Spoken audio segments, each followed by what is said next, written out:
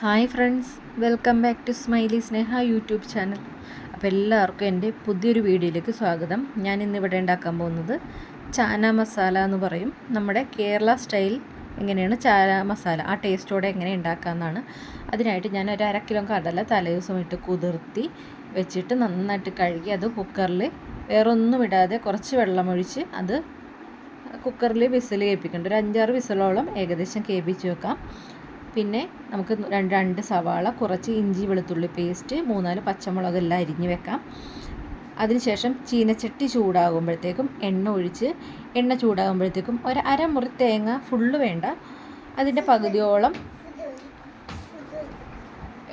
തേങ്ങ ഇട്ടിട്ട് നമുക്ക് ഒന്ന് ഇളക്കി കൊടുക്കാം. ആ കൂട്ടത്തിൽ കുറച്ച് കുരുമുളകും, പട്ട, കരയാമ്പൂ, ജാതിപത്രി, ഏലക്ക, പിന്നെ കറുകപ്പട്ടയുടെ ഇല, ഇതൊക്കെ നമുക്ക് കുറേശ്ശെ ഇട്ട് കൊടുത്തിട്ട് ആ കൂട്ടത്തിൽ നമുക്ക് പയ്യെ നന്നായിട്ട് ഇളക്കി കൊടുക്കാം.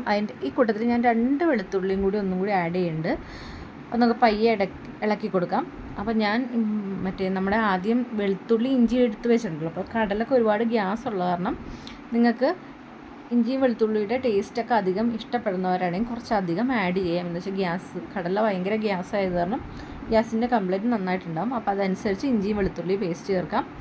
അതിനിതേ തേങ്ങ മൂത്ത് കഴിയുമ്പോഴത്തേക്കും 2 സ്പൂൺ മുളക് പൊടി, ഒരു 5 സ്പൂൺ മല്ലിപ്പൊടി, ഒരു 1/4 സ്പൂൺ മഞ്ഞൾപ്പൊടിയും ഇച്ചിരി കുരുമുളക് കൂടിയിട്ട് നമുക്ക് നന്നായിട്ട് ഇളക്കി അത് മൂപ്പിച്ചെടുക്കാം, ഒരു ബ്രൗൺ നിറമാണ് വരെ. അപ്പോൾ അത് ഏകദേശം ആയിട്ടുണ്ട്.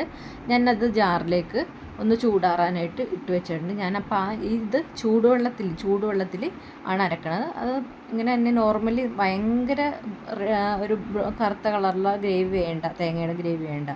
അതിനുശേഷം ആ ചീനച്ചട്ടിയിൽ തന്നെ എണ്ണ ഒഴിച്ചിട്ട് ഇഞ്ചി വെളുത്തുള്ളി പേസ്റ്റും സവാളയും പച്ചമുളകും എല്ലാം ഇട്ട് നമുക്ക് പയ്യെ ഒന്ന് വഴറ്റി കൊടുക്കാം. എന്നുവെച്ചാൽ നന്നായിട്ട് ഒരു ബ്രൗൺ നിറമാണ് വരെ നമുക്ക് ഒന്ന് വഴറ്റി കൊടുക്കാം. അപ്പോൾ ഇടയ്ക്കിടയ്ക്ക് നമുക്കതൊന്ന് ഇളക്കി കൊടുത്താൽ മതി. അതിനുശേഷം ഒരു സ്പൂൺ ഞാൻ ഉപ്പ് ഞാൻ കടലയിൽ ഇട്ടിട്ടുണ്ടായിരുന്നില്ല. അപ്പോൾ അത് നമുക്ക് അതും കൂടി ഒന്ന് ഇളക്കി കൊടുക്കാം. അപ്പോൾ ഇതൊന്നും ഈ സവാള ബ്രൗൺ നിറമാണ് വരെ നമുക്ക് പയ്യെ ഇളക്കി കൊടുക്കാം. അപ്പോൾ അത് ആ കൂട്ടത്തിൽ നമ്മുടെ കടല വെന്ത് ഓക്കെ ആയിട്ടുണ്ട്. അപ്പോൾ ഞാൻ ചൂടാറി കഴിഞ്ഞപ്പോഴത്തേക്കും തേങ്ങയൊക്കെ അരച്ച് വെച്ചിട്ട്, അപ്പോൾ നമുക്ക് ഈ ഒരു കളറാണ് നമുക്ക് കിട്ടേണ്ടത്. അതാണ് ഞാൻ ചൂടുവെള്ളം ഒഴിച്ച് തന്നെ അരച്ചത്. എന്നിട്ട് ഈ അരപ്പ് നമുക്ക് ആ സവാളയിലേക്ക് ഇട്ട് കൊടുക്കുക. എന്നിട്ട് നന്നായിട്ട് തിളപ്പിച്ചെടുക്കാം. അപ്പോൾ ഞാൻ അരപ്പൊക്കെ പയ്യെ ഒന്ന് വെട്ടി തിളച്ച് വരുന്നുണ്ട്. അപ്പോൾ നമുക്കൊന്ന് വെയിറ്റ് ചെയ്യാം. എന്ന് വെച്ചാൽ നന്നായിട്ട് ഇത്തിരി വെള്ളം ഞാൻ കൂടുതൽ ഒഴിച്ചിട്ടുണ്ട്. അത് നന്നായിട്ട് വെട്ടി തിളക്കുകയും ചെയ്യണം. ഓൾറെഡി കടല വേവിച്ച് വെച്ച് കഴിയുമ്പോൾ കുറച്ച് വെള്ളം വരും. അപ്പോൾ ഇതൊക്കെ ഒന്ന് കുറുകിയെടുക്കണ ആകണ വരെ നമുക്ക് വെയിറ്റ് ചെയ്യാം. അപ്പോൾ ഇത് നന്നായിട്ട് വെള്ളം തിളച്ച് ഒരു കുറുകിയ പാകമാകാൻ തുടങ്ങുമ്പോൾ തന്നെ ഞാൻ കുക്കറിലെ കടല അതിലേക്ക് ഇട്ട് കൊടുത്തിട്ടുണ്ട്. അപ്പോൾ ആ കടല ഇട്ടപ്പോൾ ആ വെള്ളം കൂടി ആഡ് ആയിട്ടുണ്ട്. അപ്പോൾ നമുക്ക് ഇതൊക്കെ കുറച്ചൊന്ന് വറ്റിച്ചെടുക്കണ വരെ പയ്യെ വെയിറ്റ് ചെയ്യാം. അപ്പോൾ നമുക്ക് പയ്യെ ഇളക്കി കൊടുത്ത് അടുക്കി പിടിക്കാത്ത രീതിയിൽ ഇടയ്ക്കിടയ്ക്കൊന്ന് ഇളക്കി കൊടുത്ത് കടല നല്ല രീതിയിൽ തന്നെ വേവിക്കാം. അപ്പോൾ കടല ഏകദേശം ആകാറായിട്ടുണ്ട്. ആ സമയത്ത് നമുക്ക് വേണ്ടത് ഇപ്പോൾ ചാന മസാലയുടെ മെയിൻ ഇൻഗ്രീഡിയൻസ് ആണ് കസ്തൂരി മേത്തി.